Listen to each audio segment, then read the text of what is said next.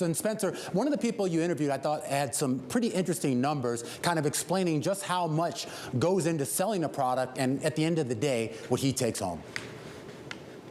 Yeah, I think you're talking about Chuck Gregorich. He was sells fire pits and other outdoor type furniture on Amazon, and so his transportation costs are going to skew a little bit higher. But still, just looking at the trend lines and that these fees keep going up. Amazon's selling more and more space on the site for advertising, dedicating more space on the site for Amazon advertising. That's a fairly recent trend the past few years, where Amazon used to be, if you just had a good product at a good price, it would stand out. Now it's more pay to play. You got to pay to get the eyeballs on Amazon, no matter how good your product is. So we're just seeing the trends of these various places where Amazon is able to turn the knobs up, get a little more on fees for delivery, more on fees for advertising, and that's helping kind of prop up revenue growth when online sales really aren't growing much at all. So the question is, how sustainable is this?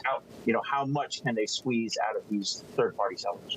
What does this tell us about Amazon's relationship with these online merchants? Do the merchants have no choice? I mean, they have to maintain a presence on Amazon, don't they?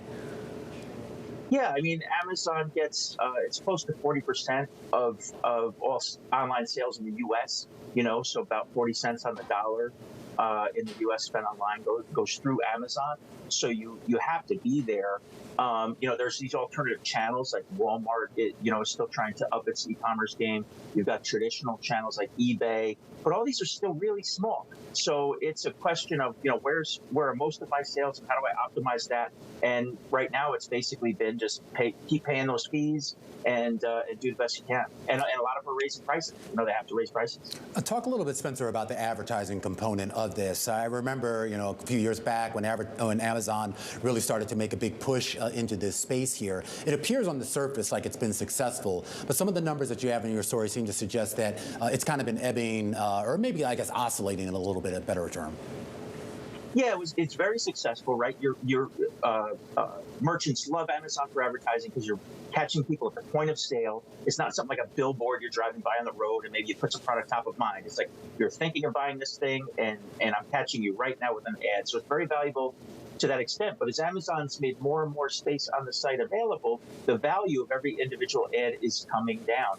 And so that's where you're starting to see the cost per click come down. You're starting to see the value of that advertising on Amazon has turned and is coming down. The only thing that's increasing that revenue now is Amazon selling more and more space on the site. So yes, the peak Amazon advertising value has come and gone, it seems.